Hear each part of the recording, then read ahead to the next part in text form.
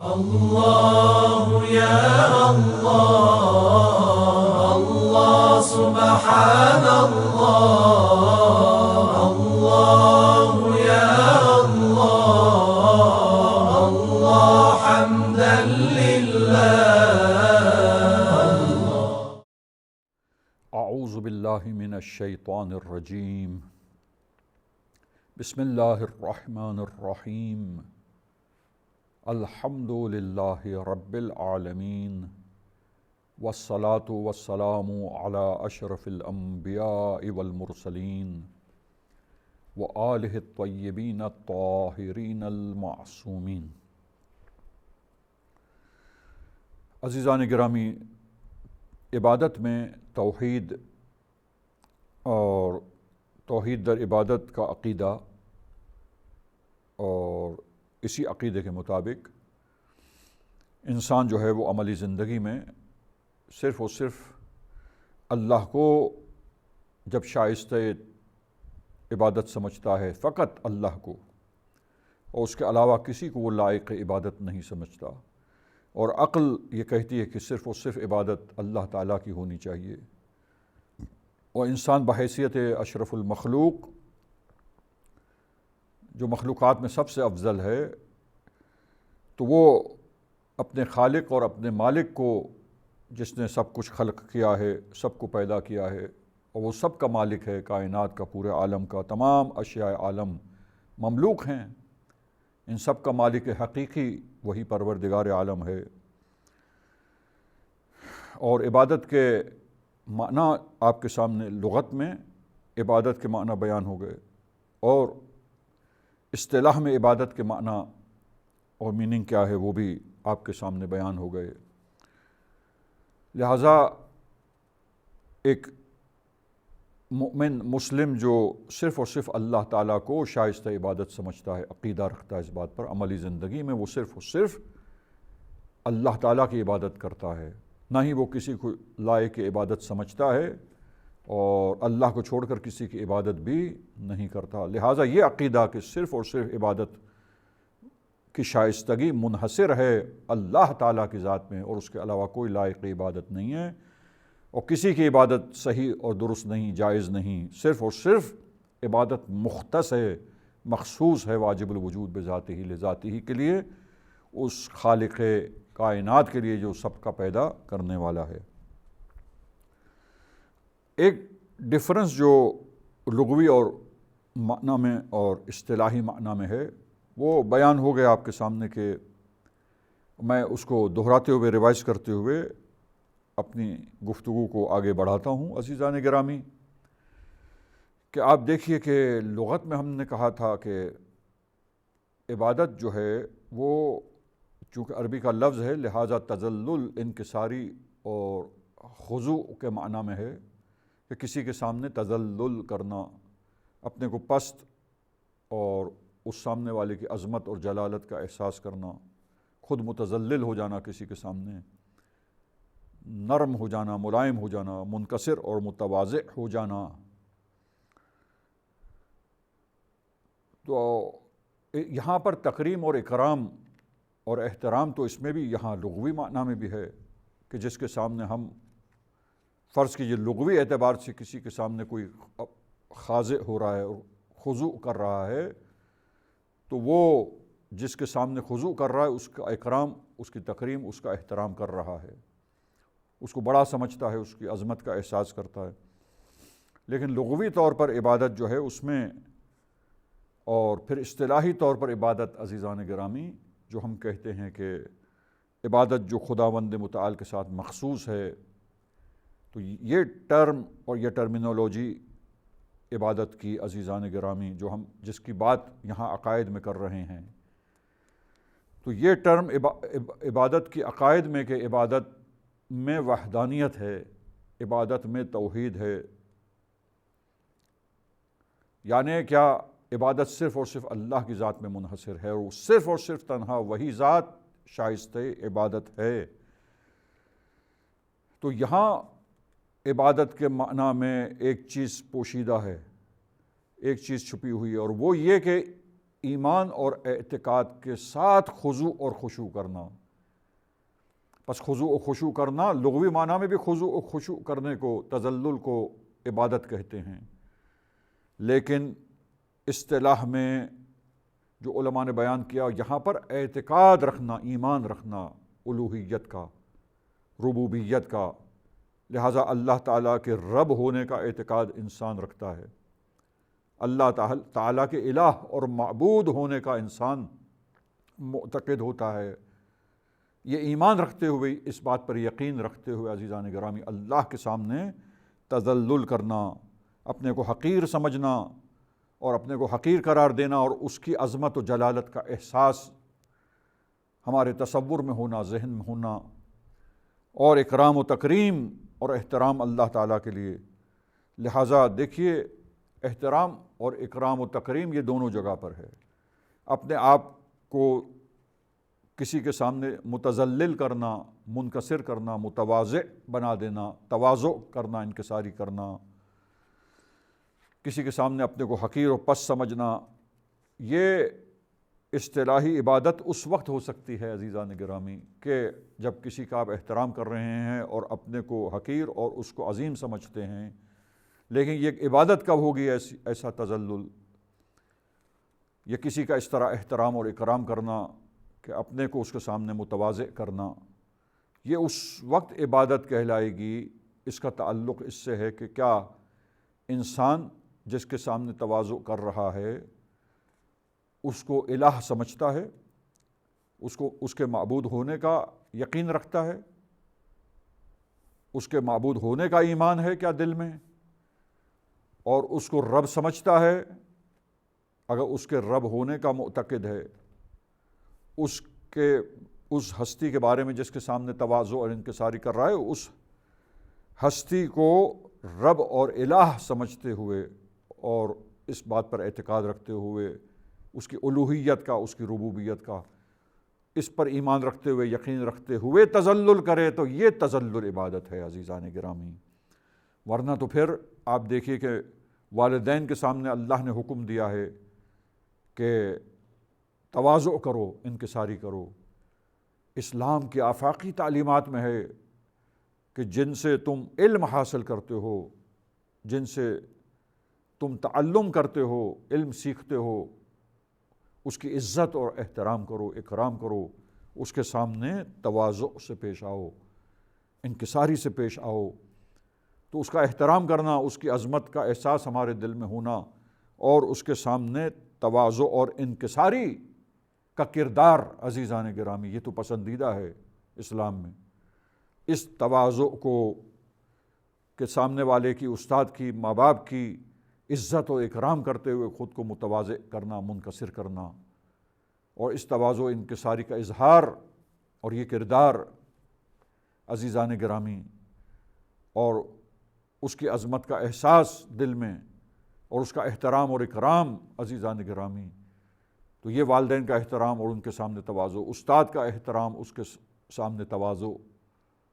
یا بزرگوں کے سامنے تواضع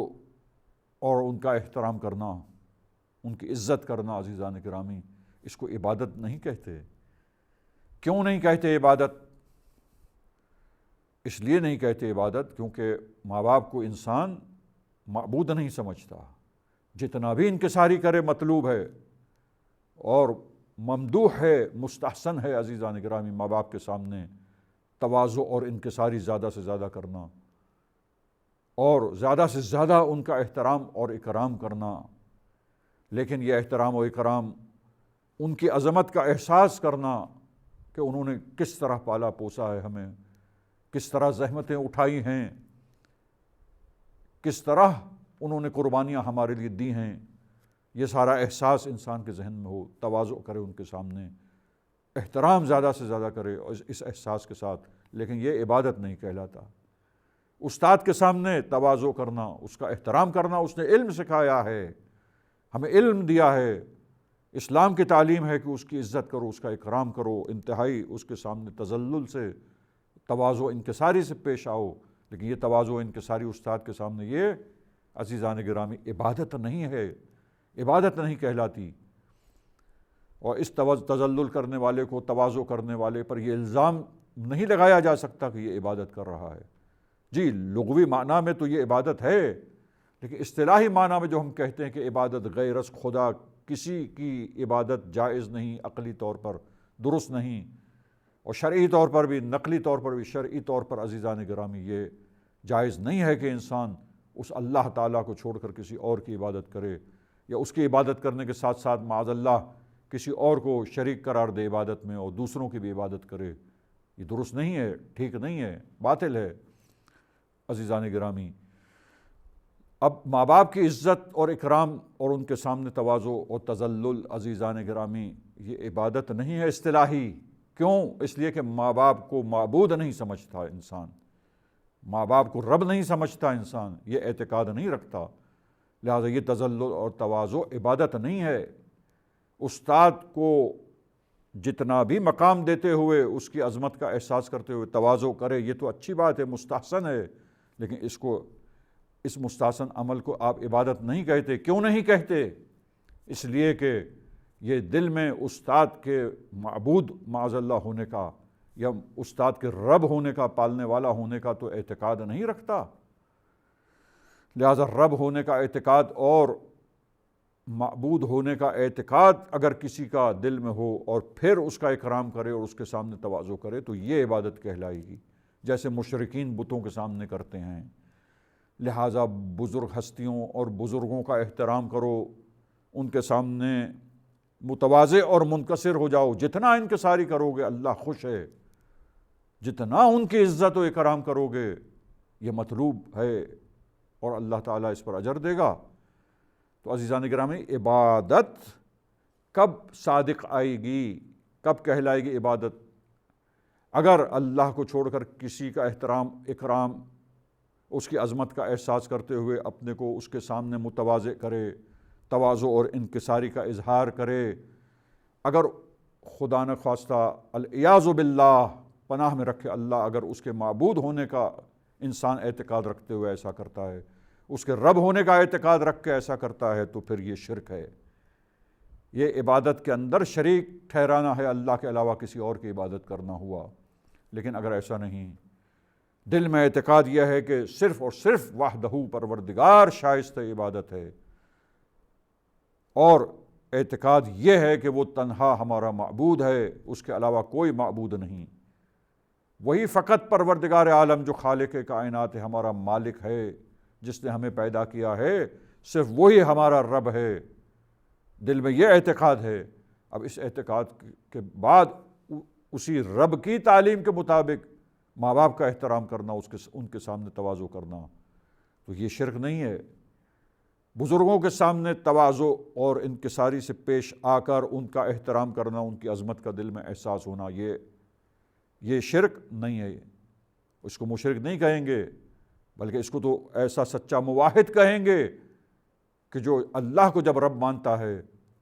اللہ کے الہ اور معبود ہونے کا اعتقاد رکھتا ہے، تو اس الہ کی عبادت کرنے کے ساتھ ساتھ اس کی اطاعت کرتے ہوئے اس کے حکم کو بجا لا رہا ہے۔ جس نے حکم دیا ہے کہ ماں باپ کا احترام کرو، جس نے حکم دیا ہے کہ استادوں کا احترام کرو، اپنے معلمین کا احترام کرو، اپنے بزرگوں کا احترام کرو، ان کے سامنے تواضع اور انکساری سے پیش آؤ۔ تو عزیزان گرامی، بس یہ نقطہ میں نے آپ کے سامنے پیش کیا، اور ایک آیت کریمہ آپ کے سامنے مثال کے طور پہ بیان کروں، اور آج کی اس گفتگو کو ہم اختتامی مرحلے کی طرف لے جائیں۔ عزیزان گرامی، قرآن مجید میں سورہ مبارک اعراف میں یہی بات جو میں نے کی، قرآن سے ایک مثال پیش کرتا ہوں کہ جس میں یہی مطلب جو ہے وہ پیش ہوا ہے، بیان ہوا ہے۔ اس آیت کو ہم دیکھیں اور غور کریں تو یہ پیغام ہمیں سمجھ میں آتا ہے۔ سورہ مبارک اعراف میں آیت 59، ورس نمبر 59،